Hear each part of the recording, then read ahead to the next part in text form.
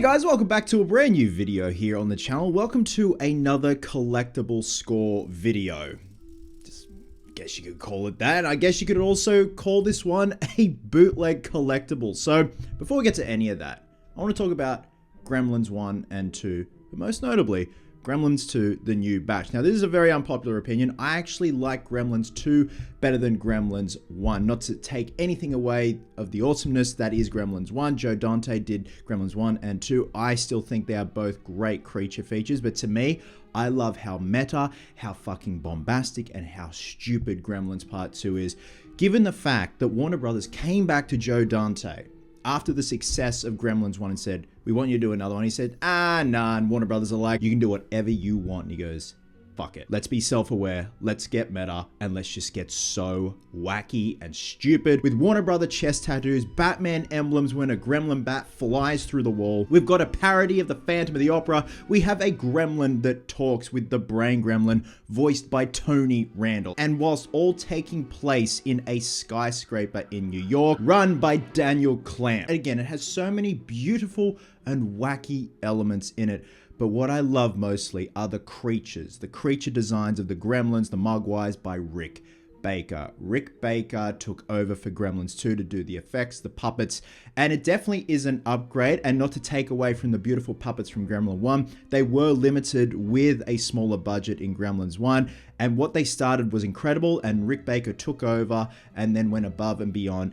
And I guess you could say made the Mogwais a lot more cuter, especially Gizmo. He's a lot more cuter this time around. But the creature Gremlins, case in point, Mohawk, are just terrifying, creepy, and just so much more sinister looking. And that brings us to this video. So back in 1990, a Japanese model company named Kyoto did life-size model kits of Mohawk. Now, through my research, because there is very limited research on this, I'm pretty sure that Rick Baker collaborated with Kyoto and he donated one of the puppets and they took molds off it, copied it, stuff like that, and offered high-end vinyl kits. Now, these kits now and then pop up online, and when they do, they go for an absolute mozza. Case in point, there is one on eBay right now for 1,200 odd pounds, which equates to in AUD roughly close to $2,500, which is just crazy. It also includes a letter from Rick Baker saying essentially, Kyoto, you rock, you guys make the best model kits, and it also has the instructions. Now, I came across a vinyl kit on eBay 2 weeks ago that was in Australia. And these are the photos from the auction. It comes in pieces, doesn't have the box, doesn't have the instructions, no letter from Rick Baker.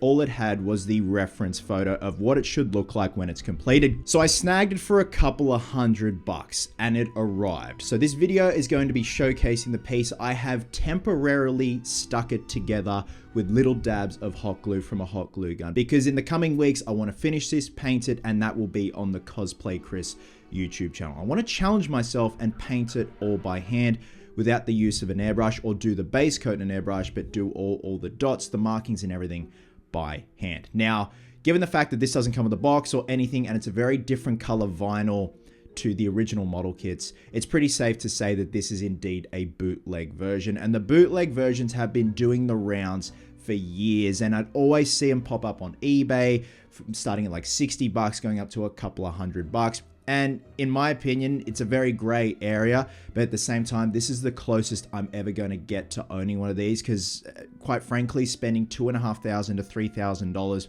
on a kit like that is just insane. Even at one point, I didn't even realize this, NECA put out a limited run of the very same Mohawk that was limited to 100. There's even one on eBay right now that is severely damaged, like in pieces, going for thousands of dollars, which is just stupid. Now, this is by no means a perfect kit. There are some pieces that are very distorted, but the great thing is about vinyl, you can hit it with a heat gun or a paint stripper gun. It becomes malleable and you can kind of mold the pieces together so they can fit properly. Now, it is going to be a case where I'm going to have to get something like epoxy sculpt and resculpt and fill everything in together with the scales and stuff like that, which I'm really looking forward to. It's going to be fun. But without further ado, I'm going to show you this guy. He's fucking huge.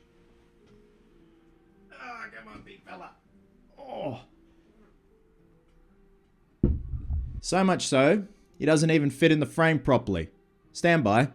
Alright, so here he is in all his glory. Now, the kind of, I wouldn't even call it a downside, but he did not come with the spines on the back and on his head. Obviously, that gives him the name Mohawk, which I don't really care about. It's fine, but this is very crudely pieced together, and I've got him on this crudely made base here. He's wired to the back of some rods, some aluminium or aluminum rods, just to keep him upright, just to get an idea of how he's going to look. So the most trickiest part I had was with the legs. The legs were like full on bowing out when I sat them flush at the base of the torso where the groin area is. So I had to hit this area with a heat gun and his knees with a heat gun and pull them in like that. But so far, like, I love him. He looks incredible.